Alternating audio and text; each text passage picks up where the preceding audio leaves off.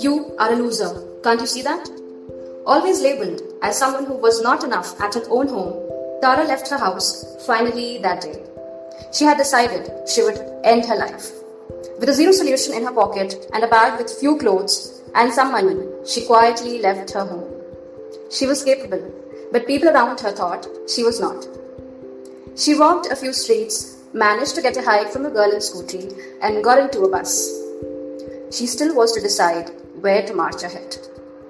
House, she left. But where to now was the question looming in her mind. Who would give me job? Can't contact friends. I have none by my side. A hopeless feeling hung strong, but something had to be done to keep body working till she was alive.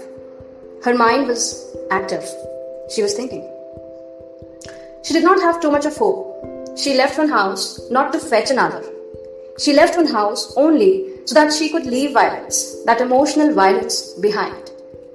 With a thought that she could work in a textile house of processed clothes, she applied for a salesgirl job where she could be a part of the brand that sell branded garments.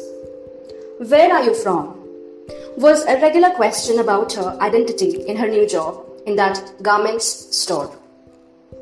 Whom could she tell that she was trying to get one? In a world where everyone is alone, each makes a joke out of others' loneliness. Tara was strong. Her actions proved that. But times were supposed to get tougher. Tara and her boss often had lunch together. She was fairly professional, but the boss seemed much more interested in her. This interest was somewhat unlikely to be present, the boss being married. He would drop Tara in the evening and want to even pick her up in the morning on way to the store. Tara went out of the way to refuse the nice teas.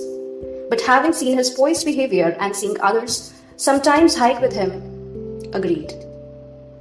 As times passed, the boss started to get lunch for her. They would go out to the mall on Saturdays or watch a movie on a Sunday after shopping. Tara started to relate herself deeply with her boss. Her sense of comfort started to build around this guy. Why, as a human, we cannot trust? Why, as a human, we need to think so much to be able to trust? They say the world is difficult, deal with it. They also say, if you can't change, accept it. It is natural to build a sense of comfort around the company you got, to be able to be free at times, and not restrict life from all rules.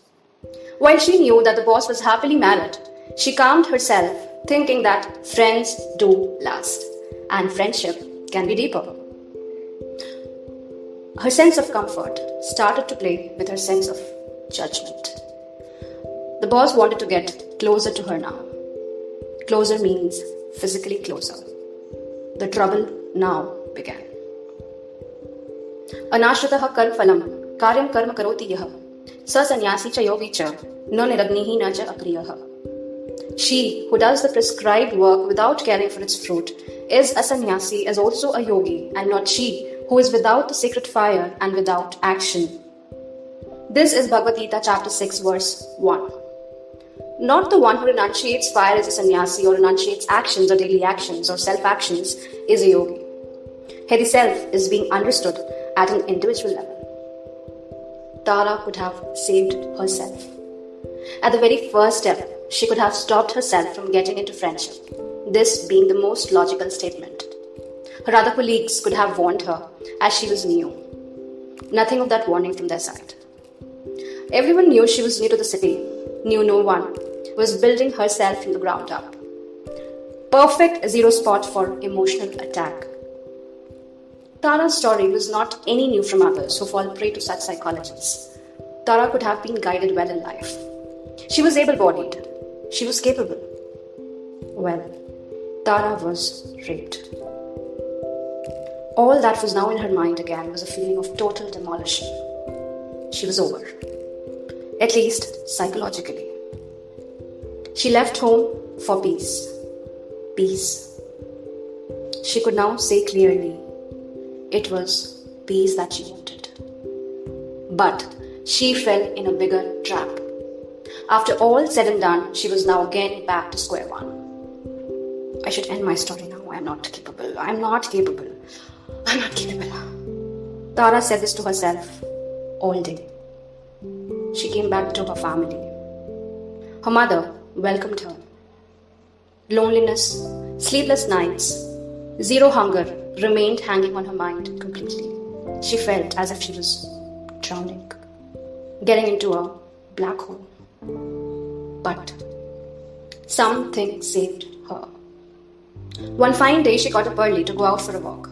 She took a stick in her hand to save herself from stray animals. The fresh air, stillness of the pond around which she was walking had a subtle calming effect on her. She wanted to live again.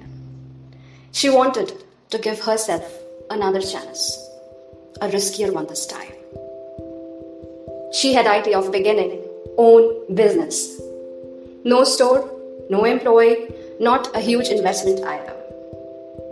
She did not have much cash. She was literally rising from the ashes. What would happen was unknown.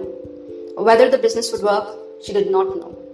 She was already a so-called failure. There was not anything to lose now. Tara did not know that she would only rise now, and that was the only possibility left. Tara started her meals delivery business. She gave healthy food preparations to nearby societies of senior people who could not cook and did not want to be bothered by a separate helper on the cooking front. Gradually, she gained attention and got more clients. Her turnover rose and had to employ people for delivery now.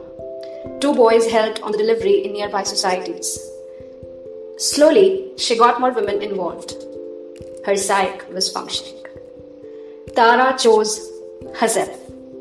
Tara chose her life. Tara chose to live. Beyond everything, Tara chose to fight and come back. Tara was supported by the community of her clients. Tara is now having a venture of 20 staff members, 8 of whom are delivery people, 3 active on the digital marketing front, 3 active on customer care, web portal managing front, and rest help in total management of the kitchen. Her story inspires not just the women in distress, but also those who have chosen life despite all odds of hopelessness, loneliness, vacuum, and death.